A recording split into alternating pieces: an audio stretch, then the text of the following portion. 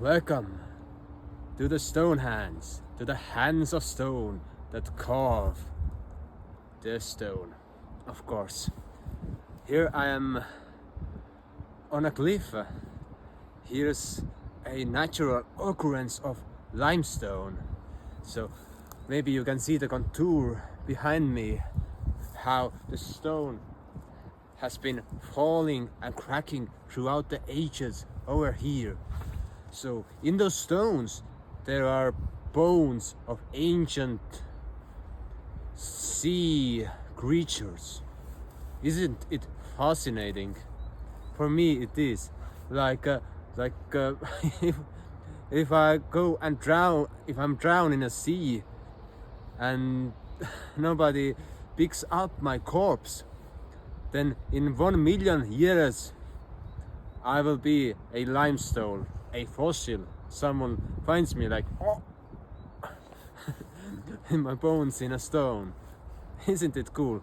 But looking at the prehistoric times, I've been wondering the younger Dryas impact theory, the one that Graham Hancock and Randall Blunkett are advocating with their big mouths. Also, I've been wondering about the connection of the Vikings and the real story of them, like the Varanyans and Varangs, and in Russian, Tavarish. There's this word, Vara, Var. Vara means richness or stuff. And people in our land who used to gather Vara, Varanyan, Vara, Vargat, they became their original Vikings. That's quite deep hole to dwell into. But this perspective, like 1,000 years ago, the Greenland was green, not white. It was not white land. Oh, the Alba, the land of Alba. No, it was white. So 1,000 years ago, we over here had massive oak forests, and even more in the north, in the Lapland, there were more vegetation and not so cold winters. And when the ice has begun to melt in those strange places, in the Iceland, in the Greenland, and in the South Pole as well, in Antarctica and in Antarctic, some very strange monuments and megalithic structures have begun to melt, and some pyramids. And if people look around the world, the Egyptian pyramids, the Bosnian pyramid, the pyramids in the Krim Peninsula, the pyramids in the jungle under the layer of trees, then it becomes really questionable the origin stories of our own civilization. Where are we from, and who we are, and how we have become those who we are at this very moment. As I learned during the pandemic, that media is a untrustworthy source of information. I have learned while I was dwelling into the deep secrets of history that many historians, they are telling stories, but not the real history.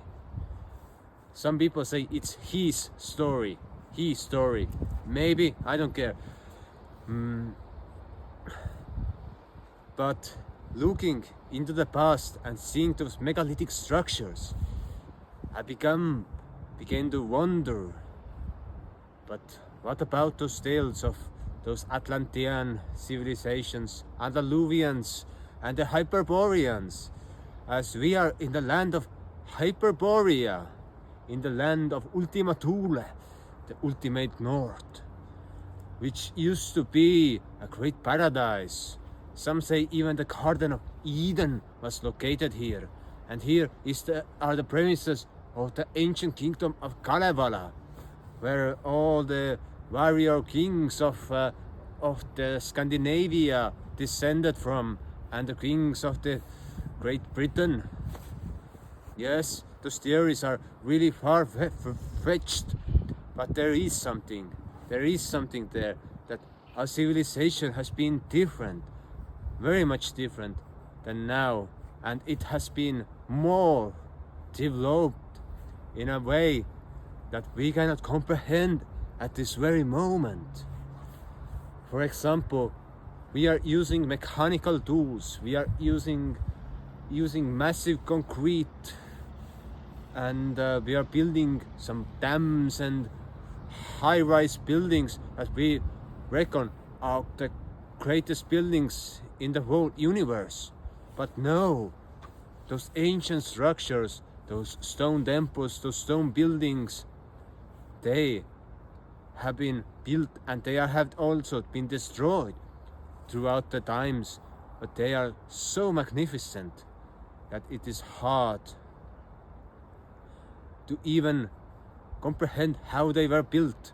Like the myth about how the pyramids in Egypt were built, like some slaves were carrying those stones, or they had those mechanical equipment. That's fucking bullshit.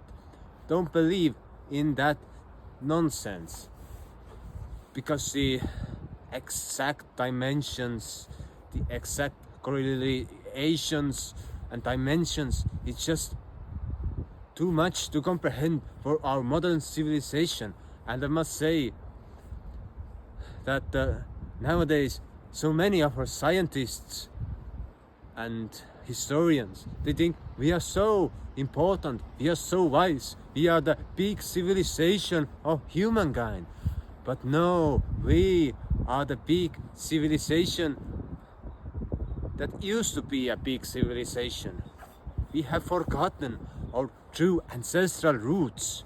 We have forgotten where we are coming from in general, in total, where the whole civilization originates from. The origin story has been twisted, like the Big Bang theory.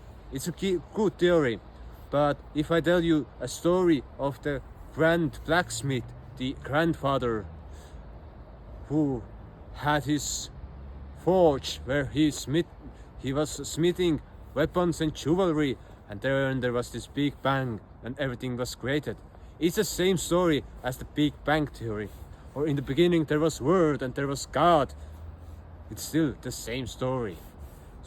But the origins of humankind, we have gone into this materialistic evolution theory, which does not adequately select out the real reason who we are and why we are here. I'm just proposing questions, and I know there are many people who are disagreeing with me, but I don't care, because I just know the power of media, and I just know the power of manipulation, how it can twist the mind of a good person and twist them in a way that they cannot see the facts and they cannot understand the real thesis of the history. For example, when we study the text, the easiest one, the biblical texts, like how long Adam lived, over 1,000 years, Noah 900 something, and so those lifelines, they began to decrease throughout the time. Moses 125 years, that's chronological history. These are true stories. If you are a Christian, then you can only believe what Bible says, of course. But I'm not a Christian, but I believe what Bible says, but I don't believe it everything that there is, because I see something is twisted. But this chronology, that is for real. And when we see the technology, when we began to wonder how those megalithic structures have been built, you can only see those straight curves or huge stones being lifted up, and there are examples how some stones and things have been made to levitate with sound, or the walls of Jericho, they were blown down with trumpets. Yes, and it one soundician, yes, soundician, a person who studies the science of sound, says it was a low G note that was blown by the trumpets that destroyed the walls of Jericho. So probably those stones, they have been levitating or being used some kind of technology that is unusual for us at the moment.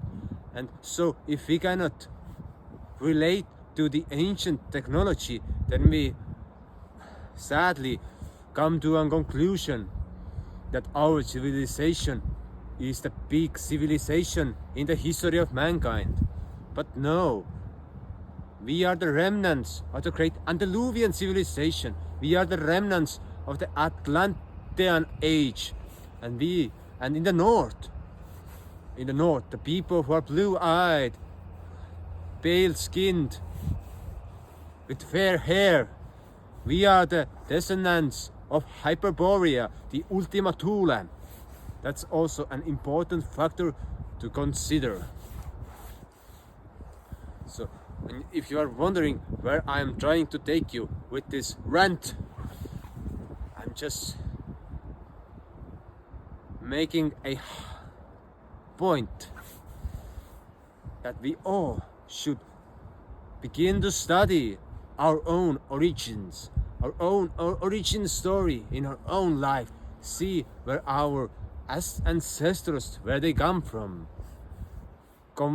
contemplate about our own roots and about our own livelihood. And then it's time to begin to study the forgotten sciences. It's time to study the anomalies. It's time to study the UFOs. It's time to study the extraterrestrial connections with this world. Like the Tsar Peter, who was the last Tsar in the Russian Empire before the Soviet Union. He had contractual agreements with extraterrestrial civilizations to trade goods with them. And many people have made those sightings over the years, and lately even more.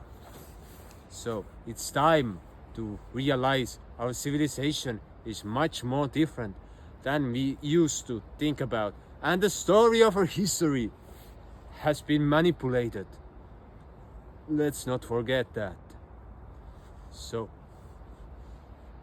this was all I wanted to tell you today. And please look into the line of your ancestry and see where are you coming from and what can you be proud of. So goodbye.